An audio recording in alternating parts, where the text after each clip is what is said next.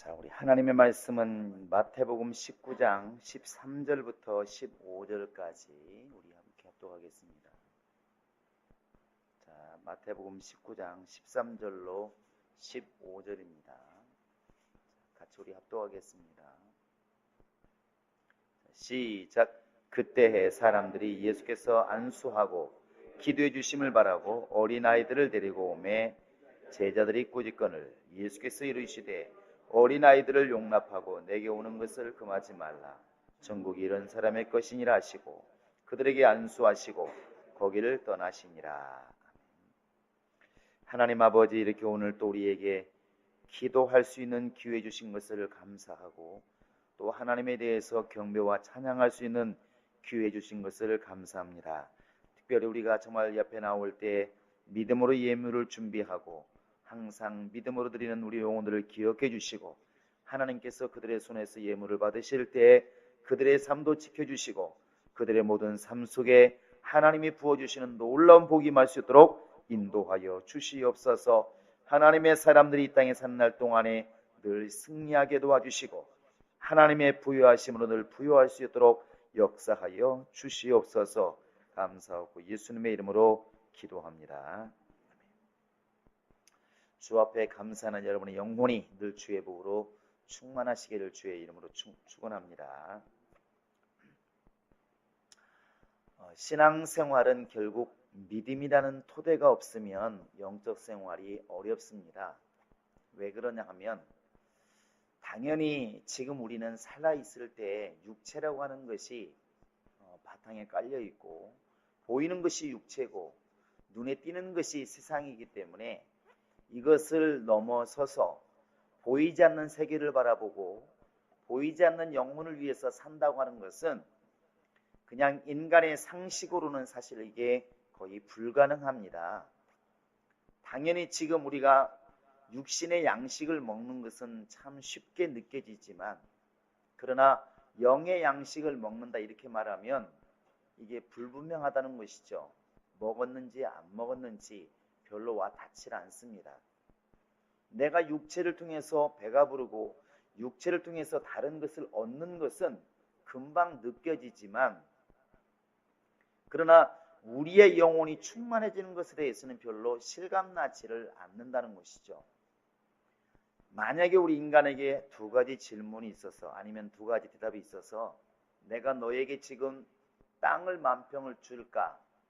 아니면 보이지 않는 하나님의 복을 만평을 줄까? 이게 비유하기는 어렵지만 만약에 이렇게 우리에게 묻는다면 땅을 만평 받는 것은 너무나 눈에 보이니까 누구나가 그냥 쉽지만 사모하기 쉽지만 하나님 복을 사모하는 것에 대해서는 안 보이니까 이게 받아도 그만 안 받아도 그만 이렇게 된다는 것이죠.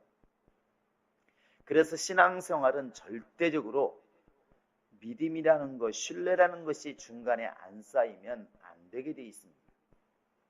사람한테 가서 도움 청하기는 누구나 쉽지만 올지 안 올지 모르는 하나님 앞에 가서 기도하기는 쉽지 않은 것이 바로 여기에 있는 겁니다. 왜냐하면 사람은 눈에 보이고 잡히고 이런 것들은 쉽게 너무나 이렇게 참 체험을 하기 때문에 누구나 그 길로 가기 쉽지만 보이지 않는 것에 대해서는 될지 안 될지도 모르고 있는지 없는지도 모르고 보이는 것도 아니고 이러니까 이 부분을 너무나 간과한다는 것이죠. 그러나 성경이 또 성령이 우리에게 누누이 부탁하는 것은 믿음으로 행하야만이 산다는 사실입니다. 내 영혼아 믿음으로 행하자. 시작. 내 영혼아 믿음으로 행하자. 내 영혼아 믿음으로 행하자. 그 구약에서 이렇게 보면 전도서에 보면 너희가 먹을 것을 양식을 강물 위에 던지라 하는 말이 있습니다. 여러 날 후에 도로 찾으리니 참 이해하기가 어려운 말입니다. 왜 지금 내가 먹을 것을 강물에 던지면 여러 날 후에 찾는다고 써 있을까?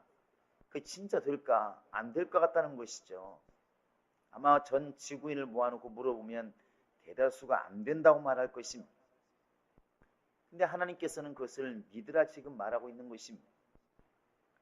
내가 분명히 받는 게 좋은데 주는 게 복이 있다고 말을 합니다. 그럼 우리 인간은 항상 그때 쓰는 말이 있습니다. 그걸 내가 어떻게 믿어? 이 어떻게 믿어가 해결되지 않으면 영적 생활은 어차피 안 됩니다. 어차피 신앙생활은 안 됩니다. 하는 채 할 수는 있고 하는 것처럼 보일 수는 있어도 신앙생활은 안 된다는 겁니다. 왜? 내게 있는 것을 놓으면 망할 것 같은데 안 된다는 것이죠. 그러니까 놓기는 놓는데 어느 정도까지 놓냐면 내가 막상 이 부분이 아니더라도 큰 손해가 없을 만큼만 논다는 것이죠. 그것이 시간도 물질도 자기의 삶도 마찬가지입니다. 그 하나님 눈으로 보면 결국은 안 믿는 사람이라는 것이죠. 그 사람은 어차피 안 믿는 사람이라는 것입니다. 왜? 믿음이 없으니까. 그러니까 내가 당신이 있는지 없는지 확실히 모르겠으니까 내가 살 만큼 남겨두고 주님의 일을 하겠습니다. 이렇게 된다는 것입니다. 그걸 과연 어떻게 믿음이라 볼 수가 있겠느냐는 것이죠. 소리가 너무 큰 것 같아요. 한번 여러분 냉정히 생각해 보시기 바랍니다. 그게 과연 믿음일까? 그게 믿음일까? 그러니까 우리가 이렇게 야 걱정하지 말고 너 네 몸을 나한테 던져 했을 때 알아서 아무리 말을 해도 나무를 붙들고 있으면서 적당하게 손 닿을 때까지만 잡으려고 하는 것은 궁극적으로 안 믿는다는 것이죠. 그래서 신앙생활이 믿음이라는 게 참 어려운 겁니다. 적당히는 누구나가 합니다. 누구나가. 믿음이 없는 사람도 적당히는 한다는 것이죠. 지금 안 믿는 사람들도 적당히는 삽니다. 그들도 자기 나름대로 자기가 망하지 않을 만큼은 남을 돕고 있고 또 어려운 일에 힘쓰기도 하고 한다는 것이죠. 그러나 예수님처럼 자기를 완전히 내어줄 만한 것은 아무나 못합니다. 믿음이 없으면 안 된다는 겁니다. 믿음이 없으면. 내가 지금 죽을 것 같은데 어떻게 죽는 일을 할 수 있을까? 예수님처럼 내가 정말 하나님의 뜻대로 죽어도 하나님이 나를 살리실 것이라는 확실한 믿음이 없으면 어떻게 자기를 죽는 데에 내어놓겠느냐 하는 것이죠. 이 말은 참 되게 쉬워 보이지만 이것은 굉장히 날카로운 말입니다. 날카로운 말이에요. 많은 사람들이 10,000원을 가지고 있으면서 500원, 1,000원은 눈 감고 도울 수 있다는 것이죠. 그건 꼭 하나님이 아니더라도 예수님이 아니더라도 그건 답니다. 우리는 그걸 믿음이라 지금 알고 있는 것이고, 그래서 주님이 말씀하시는 것은 너를 지금 나한테 맡길 수가 있느냐, 이걸 지금 묻고 있는 것입니다. 그 부자 청년에게 네 재산을 다 팔고 가난한 사람이 나눠주고 너는 나를 따라오너라 했을 때 주님이 보고 싶은 것은 너 알거지 되는 걸 내가 보고 싶다 이건 아니잖아요. 네가 그렇게 나를 신뢰하느냐는 것입니다. 네가 가지고 있는 재물보다 나를 신뢰하느냐는 것이죠. 근데 부자 청년은 그렇게 못했습니다. 그건 지금 만약에 예수님께서 네 가진 것 중에 10분의 1을 갖다가 가난한 사람에게 나눠주고 나를 따라오느라 했으면 그건 쉽게 했을 거예요. 왜? 그게 일반인들의 믿음이니까. 그건 꼭 대상이 예수님이 아니시더라도 충분히 가능하니까. 그러나 믿음은 그것을 뛰어넘는 게 믿음입니다. 우리가 지금 그런 일을 겪지 않지만 지금 저 아프가니스탄이라든지 이라크라든지 중동, 지금 뭐 콩고 같은데 우리는 페북으로만 보고 징그럽다 말하지만 그 징그럽다는 그곳에서 죽어간 사람들은 뭐겠습니까? 예수 믿는 것 때문에 목이 잘리고 살아있는 채로 목이 잘리고 불에 태워 죽이고, 근데 페북으로 보고 징그럽다고 아예 눈도 못 돌리는 그런 상황을 겪는 사람들은 뭐냐는 것이죠. 과연 지금 오늘 우리에게 이런 일이 닥친다면 나 아무 상관없습니다. 내가 지금 내 집을 가지고 있고 내 은행 통장에 얼마가 있어 못 쓰고 죽는 것 아무 상관없습니다. 나는 예수 믿는 것이 가장 소중합니다. 지금 내가 예수님 때문에 설사 죽는다 할지라도 아무 문제 없습니다. 이것은 정말 믿음이 있는 것입니다. 나를 내어주는 것이죠. 그러나 내가 손해보지 않는 정도에서만 나를 내어놓는 것은 믿음인 것처럼 보이지만 믿음이 아닐 수 있다는 사실입니다. 그래서 이게 참 어려운 겁니다. 제가 이렇게 보면 이제 한국 교회도 많이 이제 나태해진 것이죠. 궁극적으로는 나태해진 겁니다. 어떤 사람을 두고 말하는 것이 아니라 한국교회도 어느 순간에부터인가 예수님을 이제 거지처럼 만들어 놓은 겁니다. 우리가 지금 예수님을 거지라고 말하지는 않습니다. 그런데 우리가 이제 하는 행동이나 우리가 하는 언어라든지 우리의 삶이 그렇다는 것이죠. 내가 시간 되면 당신을 도와드리겠습니다. 내가 물질의 여유가 있으면 당신을 도와드리겠습니다. 이렇게 이제 되어 있는 것입니다. 신앙생활이 그렇게 가고 있다는 것이죠. 부인할 수가 없는 부분입니다. 정말로 우리가 예수를 주라 말하지만 누구나 예수를 주라 부릅니다. 누가 예수를 내 종입니다 이렇게 하는 사람 어디 있습니까? 그런데 그 말을 들을 게 아니고 정말로 주인이라면 그렇게 모시지를 않는다는 것이죠. 회사에서 사장이 시켜도 우리는 함부로 못합니다. 너 오늘 집에 가지 마. 그럼 집에 못 갑니다. 그게 사장이거든요. 그런데 우리는 교회 일은 그렇게 하지 않는다는 것이죠. 나 힘드니까 바쁘니까 그냥 가버리잖아요. 누가 주인인지 모르겠습니다. 근데 그런 것이 우리 속에 이미 자연스럽게 그냥 들어와 있다는 것입니다. 자연스럽게. 근데 우리는 믿음이 좋다고 생각을 하는 것입니다. 한번 여러분 냉정히 생각해 보시기 바랍니다. 정말로 예수님이 주인인가? 내가 주인인가? 내가 주인이라면 내 마음대로 할 것이고 예수님이 주인이라면 내 마음대로 못할 겁니다. 여러분이 신앙생활을 내 마음대로 못하고 계십니까? 내 마음대로 하고 계시나요? 대답을 해보시기 바랍니다. 야, 오늘 잘못 온 것 같다. 여러분이 모임에 오고 싶고 안 오고 싶고 마음대로 결정하고 기도하고 싶고 안 하고 싶고 마음대로 결정하고 이것은 여러분이 주인입니다. 여러분이 주인이에요. 얼마나 신앙생활이 어렵다는 걸 말하고 있는 겁니다. 얼마나 어려운지. 그러면서 우리는 모든 것을 포기한 것처럼 얘기를 합니다. 나는 예수를 위해서 목숨을 걸었다고 말을 하잖아요. 목숨을 주님께서 내놓으라고 한 게 아니라 가진 것 내놓으라고도 안 내놓는데 무슨 목숨을 내놓습니까? 근데 우리는 예수를 주라고 너무나 쉽게 이렇게 설명을 하고 고백을 많이 한다는 것입니다. 노래를 그렇게 부르기 때문에 사람들이 SNS 막 글을 쓰니까 여러분 거기에 너무나 믿지 마시기 바랍니다. 한국 사람들도 언제인가부터인가 믿음의 사람들을 이야기하는데 믿음의 사람들이 언제부터인가 다 예수님을 이제는 정말 이렇게 가난해서 돕는 역할로 그냥 전락시켜 놓았지 예수님을 주라고 이렇게 인정하는 삶이 아니라는 겁니다. 입술로는 분명히 존경합니다. 바리새인들처럼. 지금도 입술로는 우리 하나님이 최고라고 말을 합니다. 그러나 이런 하나님께 대한 모습이라든지 물질이라든지 시간을 사용하는 것이라든지 이런 걸 보면 무섭게도 내 시간은 분명히 있지만 주님께 쓸 시간은 없습니다. 나에게 쓸 물질은 있지만 주님께 쓸 물질은 없습니다. 많은 사람들이 목사를 돕고 그냥 어떤 지상에 있는 한 교회를 돕는다는 생각으로 많이 생각을 하지 정말로 내가 못 써도 주님을 위해서는 써야 된다는 생각이 그렇게 과연 얼마나 지배적이냐 하는 것입니다. 이것은 너보단 너보단 나 이게 지금 문제가 아니고 본질적인 이야기를 하는 것입니다. 본질적인 이야기를 하는 것이죠. 믿음이 그렇게 되지 않으면 이제 어렵다는 것이죠. 누가 시켜서 그런 것이 아니고 바로 우리 속에서 역사하시는 성령의 주인이라면 그렇게 가는 것이 맞다는 것입니다. 수요일날도 아이들 이렇게 이제 교사들 가르치면서 그러다 보니까 그게 보입니다. 여러분 양심을 가진 사람과 양심의 법을 가진 사람하고 성령의 법을 가진 사람하고 무슨 차이가 있나요? 율법을 가진 사람은 너무나 분명히 압니다. 율법은 너무나 강한 법이라서 그걸 안 지키면 죽는다는 걸 다 알고 있어요. 그런데 양심을 따라 사는 사람들은 양심의 법을 따라 사는 사람은 자기 마음대로 삽니다. 양심은 자기 마음이 중심이니까 자기 양심대로 자기 마음대로 사는 게 양심의 법이에요. 그런데 성령의 법도 사는 성령의 법 안에 사는 사람들도 자유의 법을 지키기 때문에 자유하다는 것이죠.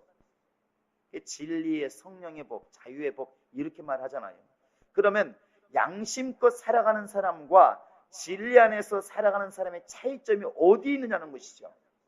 둘 다 자유한 사람인데 율법은 너무나 강하니까 너도 알고 나도 아는 것이고 양심을 갖고 살아가는 사람은 누가 믿습니까? 자기 마음대로 사는데. 그러면 진리의 법은 여기도 자유한 사람들입니다. 뭐가 차이가 있을까? 양심의 법을 지키는 사람들은 자기중심적입니다.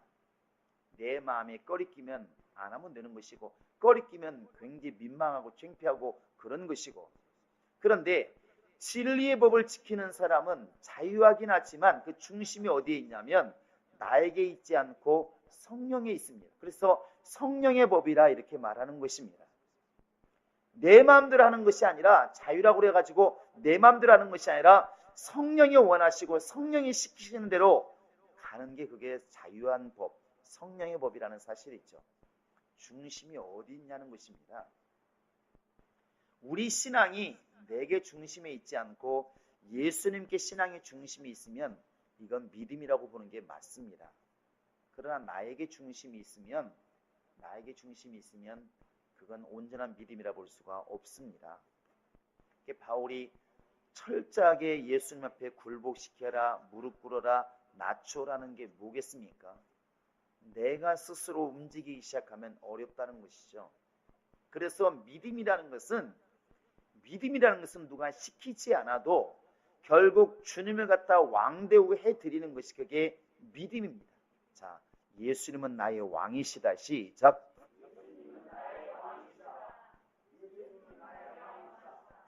여러분, 삶 속에서 이것이 이제 행동으로 나오면 정말 믿음이 좋은 사람이 맞습니다. 그래서 우리가 헌금을 해도 왕께 드리는 것처럼, 찬양을 해도 왕을 높이는 것처럼 우리가 그럴 수 있다면 분명히 우리의 신앙은 바로 갈 것입니다. 우리는 믿음이라는 것을 그냥 대한민국이라는 사람들, 지금 21세기의 대한민국 사람들의 신앙생활, 여러분 그것으로 기준 삼으면 안 됩니다. 그 시대를 기준으로 삼아버리면 지금 우리가 기독교 역사를 봐도 얼마나 암흑기가 많았고 얼마나 신앙이 타락할 때가 많이 있었습니까? 그래서 지금 이 시대가 기준이 아니고 날마다 성경으로 돌아가자는 이야기가 뭐냐면 성경의 신앙이 올바른 신앙이라 하는 것입니다. 아무리 많은 사람이 지금 많게 행동한다 할지라도 저게 성경적으로 안 맞으면 그냥 안 맞는 것입니다. 우리가 해야 할 것은 그런 것들을 점점 더 깨트려서 성경적인 삶을 살 수 있도록 바꿔가는 것이 우리의 믿음이라는 것이죠.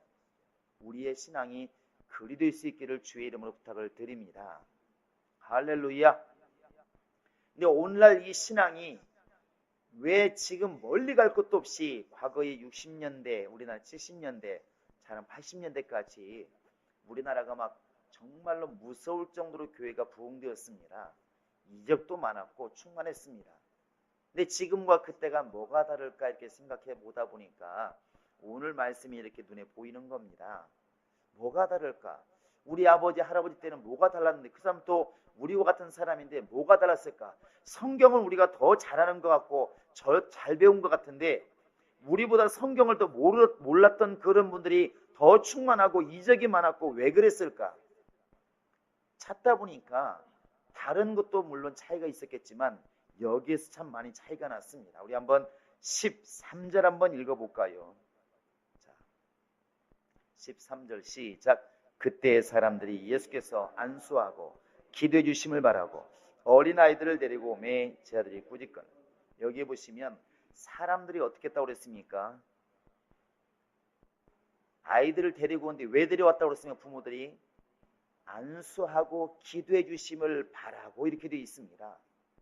이 말이 다른 말로 말하면 예수님께 복을 받기 위해서, 은혜 받기 위해서 사모하는 마음이 있었다는 것이죠. 이것이 가장 하나님의 은혜를 받고 은혜 받지 못하고 가장 신앙생활답게 하는 것과 그렇지 못하게 만드는 분수령이 여기에 있는 것 같습니다. 우리가 창세기 32장에 가보면 너무나 잘하는 이야기가 있습니다. 그 이제 삼촌 라반의 집에 도망갔다가 드디어 21년 만에 돌아오는, 다시 형에서 있는 쪽으로 돌아오고 있는 야곱이 나옵니다. 그 야복강가에서 먼저 다 마누라, 자식, 양떼, 소떼 다 넘겨보내고 홀로 이제 야복강가에 남아있는 야곱이 나오죠. 그 야곱이 밤새 씨름합니다. 그냥 1시간 씨름한 게 아니라 날이 새도록 막 씨름을 합니다. 누구와? 마귀와? 원수가 아닙니다. 천사입니다. 천사. 그때 근데 야곱이 하는 말이 뭐던가요? 나를 축복하소서. 야곱이 얼마나 복을 사모하는지 알 수 있잖아요. 아니 지금 먹고 살만한데 뭐 양떼도 많고 소떼도 많은데 뭐가 부족합니까? 그런데 야곱이 복을 사모하는 그 열심이 얼마나 대단한지 말을 할 수 없습니다. 또 창세기 18장에 가보면 아브라함이 이제 여호와와 천사를 대접하는 장면이 나옵니다. 근데 그 앞에 1절부터 보면 무슨 얘기가 나오냐면 날이 너무 더우니까 이렇게 아브라함이 이렇게 그늘 밑에 앉아 있다가 보니까 여호와와 사자가 이렇게 오는 것이죠. 근데 범상치 않으니까 그때 이 아브라함이 너무 더운 날씨잖아요. 움직이기 싫어서 땀도 뻘뻘 나고 힘든 그런 날씨인데 잽싸게 뛰어나가서 이렇게 말합니다. 나를 찾아오셨으니 여기서 잠시 머무시고 내가 대접하는 것을 다 잡수시고 그리고 갈 길 가소서 이렇게 말합니다. 그래서 뭐 잽싸게 뛰어가가지고 종들을 시켜서 가장 살찐 소를 잡고 양들을 잡고 고기를 잡아서 대접을 합니다. 소를 잡았다는 게 문제가 아니고 여러분 아브라함의 행동을 잘 보시기 바랍니다. 지금 그날 하나님이 온다고 약속한 것도 아닙니다. 날이 지금 시원한 것도 아닙니다. 성경이 뭐라 쓰이냐면 날이 더워서 너무 더워서 그늘에 앉아있는 그 상황에 그렇게 올 때 하나님이 자기에게 다가올 때 귀찮다, 예고도 없었다, 목사님이 예고도 신방 오십니까? 이런 뜻이 아니었다는 것이죠. 그냥 달려나가서 소를 잡고 또 가장 살찐 소를 잡고 대접합니다. 왜 그랬을까? 하나님께 복받고 싶은 사모함이 있다는 것이죠. 사모함. 그래서 그 뒤에 보시면 알겠지만 네게 아들이 있으리라. 하나님께 복을 명하십니다. 물론 장막 뒤에서 사라가 웃었지만 바로 하나님께서 약속을 하십니다. 우리는 지금 아브라함에게 바로 하나님이 이제 네게 아들이 있다는 약속, 드디어 예수께서 이 혈통 속에 들어온 약속, 이것을 우리가 하나님의 의도적인 접근에서 다 알고 있지만 그렇게 되기까지 아브라함이라는 사람이 우리와 뭐가 다를까 하면 잘 생각해 보시기 바랍니다.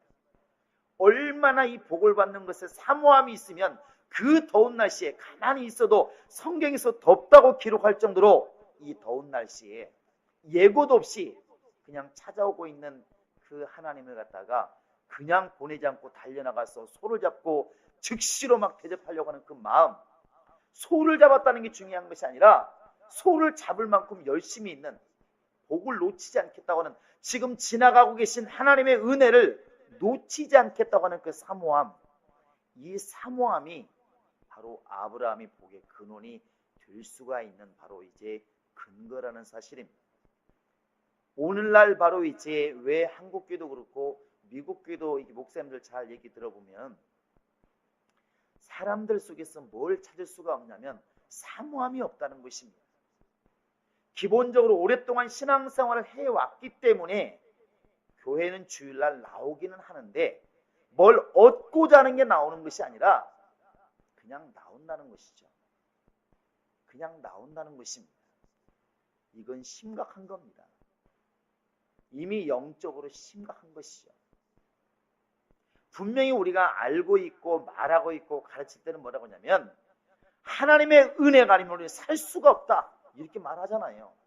우리 인간은 한순간이라도 하나님이 숨을 쉬게 하지 아니하시면, 하나님 복을 주지 아니하시면 우리는 살 수가 없다 이렇게 분명히 가르치기도 하고 알기도 하고 다 그렇게 믿고 있습니다.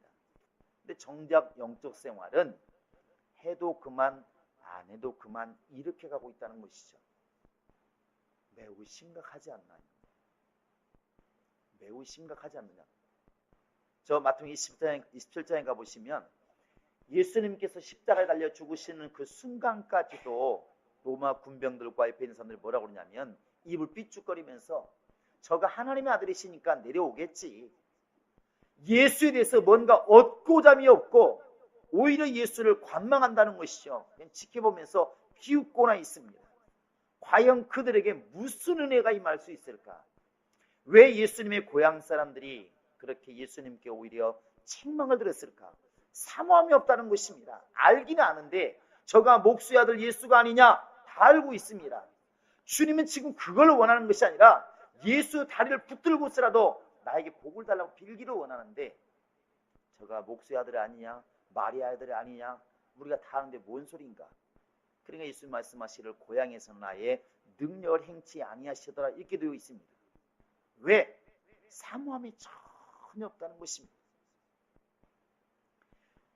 이렇게 선배들에게 또 어른들에게 들은 말이 그겁니다. 과거에는, 지금 말하면 한편에서는 무지하다 볼 수도 있는 그런 이야기인데, 이런 얘기를 하더라고. 옛날에 그 나이 드신 전사님들 얘기가, 이렇게 이제 이 당상에 물 떠놓는 것도 당번이 있었다고도만, 옛날에는요. 당번이 있었대요. 부흥 강사가 이렇게 막 부흥을 하다가 물을 뭐 다 먹겠습니까? 그러면 끝나고 나면 잽싸게서 물을 먹어버린다고 하잖아요. 와, 이제 강사님이 먹던 물이라고 이렇게. 지금 생각 무식한 거지. 그리고 또 강대상도 청소한 사람이 있어서 이런 얘기 많이 들어줬잖아요. 근데 하루 좀 이제 안 나왔더니 다른 분이 청소를 했어요. 그리고 이제부터는 내가 한다고 이제 갖고 싸움이 붙어가지고 막 그렇다고 그랬죠. 네가 하니 내가 하니 막 싸우고, 목사님 그거 말리냐고 진땀 빼고. 목사님 누구 옳다고 말하기가 어려우니까. 지금 생각하면 그게 뭐라고, 아니 그거 안 닦으면 뭐 안 주나, 이렇게 말하면 할 말이 없습니다. 과학적인 접근, 법적인 접근, 성경적인 접근해 보면 그거 참 무지한 행동이라니까 그러네요. 그런데 그 속에 우리가 갖지 못한 게 뭐냐면 사모함이라는 것이죠. 그들은 자식이 잘 된다 그러면 밤을 새워도 기도하는 마음이 있다는 것입니다. 얼마나 사모하는지. 오늘날에는 너무나 아는 건 많은데 그런 게 다 사라져버렸다는 것입니다. 마치 저 안면도 가보면 모래가 사라지니까 모래 속에 들어있던 바위가 드러난 것처럼 뭔가 본전이 드러나긴 한 것 같은데 오히려 아이들이 맨발 벗고 뛰노는 그런 것은 다 사라졌다는 것입니다. 사모함이 사라졌다는 것이죠. 많이 알기는 아는데 너무나 들은 게 많아서 말은 잘하는데 정작 정말 순수하게 하나님의 은혜를 사모함이 우리에게서 사라졌다는 것입니다. 이건 심각한 것입니다. 지금 이 엄마들이 또 아빠들이 아이들을 데리고 예수께 옵니다. 우리 아들을 제발 좀 안수해 주시고 기도해 주세요. 제 아들이 말합니다. 꼭 그렇게 해야 되겠느냐고 쫓아냅니다. 시끄럽다. 우리 스님 얼마나 바쁘신데. 예수님은 그렇게 오는 것을 말리지 않았습니다. 왜 그랬을까요?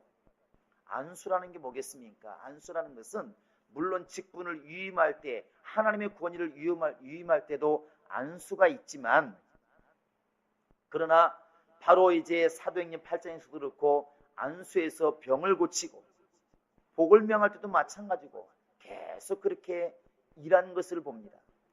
그러니까 이 엄마들은 어릴 때 그 예수님이 능력 있고 그러니까 어떻게든지 뭘 뒤밀어서 아이에게 안수받게 하려고, 기도 좀 받게 하려고 그러는데 제자들은 그것을 말리는 것이죠. 예수는 말리지 않습니다. 내버려 두어라. 아이들이 오는 거 절대로 말리지 말아라. 바로 이 주의 은혜를 사모하는 열심이 오히려 영혼을 살린다는 것입니다. 여러분과 지금 내 마음속에 어떤 것이 있느냐는 것이죠. 정말로 우리에게도 이런 사모함이 있는가? 아무리 군중이 많아도 기어코 내가 예수님 만나서 내가 기도를 받고 안수를 받아야겠다. 정말 이런 믿음이 있는가? 아니면 그냥 크리스찬이니까 당연히 할 도리를 그냥 해서 참여하고 그냥 하고 있는지, 이것은 매우 심각한 것입니다. 사모함이 있는 사람과 없는 사람은 행동 자체가 이미 다른 겁니다. 분명히 달라요. 여러분, 우리가 너무나 여성들은 잘 알죠. 사무엘상 1장에 가보시면 한나라는 여인이 나옵니다. 한나가 누구 어머니인지 아시죠? 누구 어머니예요? 사무엘의 어머니입니다. 사무엘이 누굽니까? 선지자이면서 사울왕을 갖다가 이렇게 안수하고 그런 사람 아니겠습니까? 대단한 사람이죠. 그런데 그 사무엘을 이렇게 낳은 한나가 처음부터 애가 있었느냐? 아닙니다. 애가 안 생기는 거예요. 결혼해도 애가 안 생겨. 이스라엘 사람들에게는 애가 없는 것이 가장 큰 저주입니다. 애가 안 생기는 거죠. 그때 한나의 그 사모함이라는 것은 이루 말할 수가 없잖아요. 인간의 힘으로 할 수 있는 것이 아니니까. 그러니까 계속 기도하는 것입니다. 그 당시에 엘가나가 지나가도 말합니다. 나 좀 복 주시고 나를 축복해달라고, 나 좀 기도해달라고. 계속 기도하니까, 너무 오랫동안 기도하니까 이제 목소리까지 안 나오잖아요. 이게 입만 따삭따삭하고 있으니까 지나가다가 말하지 않습니까? 너 대낮부터 술 취했냐? 이렇게 말하잖아요. 그 한나가 말합니다. 나는 지금 술 취한 게 아니라 내 마음이 너무나 톡 터지고 답답해서 정말 하나님께 지금 기도하고 아뢰고 있나이다. 그러니까 하나님이 네 기도를 들어주기를 원한다. 결국 그때부터 이제 임신하게 되고 아이를 낳아서 사무엘의 이름을 짓게 됩니다. 그 사모함 과연 우리에게 있느냐는 것이요. 얼마나 많은 복을 받고 얼마나 우리가 지금 만족해서 얼마나 우리가 지금 부유해서 우리가 그런 사모함을 잃어버렸을까 한번 보시기 바랍니다. 우리가 지금 야곱에 빗든다면 내 재산도 많고 소도 많고 살만하니까, 피곤하지 않으니까, 뭐 일생 동안 살 수 있을 것 같으니까 혹시 이런 환경 때문에 우리의 마음이 느긋해 있지는 않는지 한번 돌아봐야 된다는 것입니다. 육신적인 것이 아무리 만족해 있어도 영적인 우리가 정말 갈급함이 없으면 이미 저주입니다. 차라리 먹을 게 없어서 그것 때문이라도 하나님의 은혜를 사모한다면 그게 복이 아니겠습니까? 성경이 일러주고 있는 게 바로 그거 아니겠습니까? 왜 부자들이 천국 가기가 어렵다고 말합니까? 부자들은 육신적으로 곤고함이 없다 보니까 영적으로도 별로 갈급함이 없습니다. 이게 문제라는 것이죠. 그러나 창기나 세리들, 죄인들은 세상에서도 따돌림 받고 어려우니까 주님의 은혜가 아니면 안 된다고 지금 사모함이 있다는 것입니다. 그러니까 어떻게든 예수를 만나려고 하고 어떻게든 주님께 복을 받으려고 하고, 이게 복이라는 것이죠. 이 어린아이들에게 안수하고 기도해 줄 것을 바라고 오는 그 엄마들의 열심이 우리는 과연 왜 없느냐는 것이죠.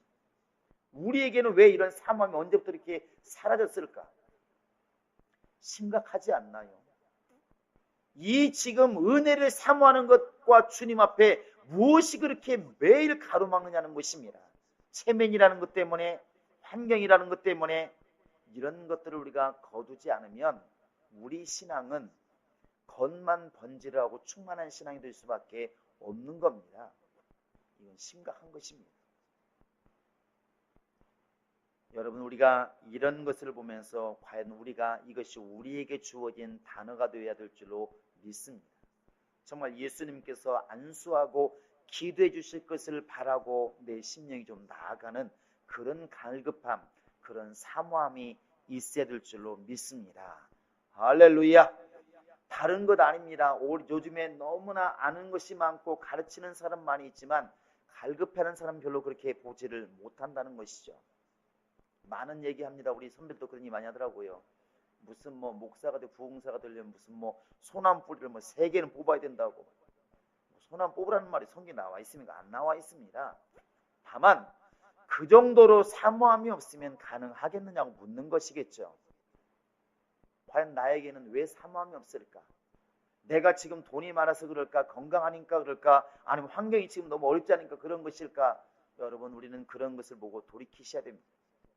이 당시에 어머니들이 이렇게 어린아이들 예수께 막 데려와서 어떻게든 안수받게 하려고, 어떻게든 기도받게 하려고, 이 사모함이 과연 우리에게는 왜 없을까? 오늘 우리 한국교회는 왜 이걸 잃어버렸을까? 불과 몇십 년 전만 해도 이게 너무나 강해서 밤마다 기도하고 아우성치고 은혜 받는다고 그러면 어디를 마다 않고 걸어가고, 얘기 들어보면 뭐 30리길을 걸어다닌다고 그러는데 부흥회 한번 참석하면 요즘에는 30리는 지금 말하면 430이 12km입니다. 그 걸어온 건 고사하고 간에 조금만 멀리 걸어도 멀다고 안 가려고 그러고 바쁘다고 안 가려고 그러고, 그게 바로 이제 우리의 신앙입니다. 그게 우리의 신앙이라는 것이죠. 주님께서 보실 때 그런 사모함 있는 사람들의 신앙과 지금 날씨 추워서 거리가 멀어서 바빠서 못 간다고 하는 신앙과 여러분 단순 비교를 해보시면 하나님께 굳이 우리가 말하지 않아도 사람이 금방 알지 않습니까? 우리가 지금 회복해야 될 것은 이러한 사모함입니다. 이러한 사모함. 우리가 그런 간증도 많이 들었잖아요. 가다 보면 목사님 손을 막 끌어다가 머리 댄다고 이렇게. 누구 안수하려고 했더니 누가 하다 보면 손을 땡기니까 왜 그러나 보니까 거기에 뭐 손을 땡기고. 그거 참 어떻게 무식한 행동이죠.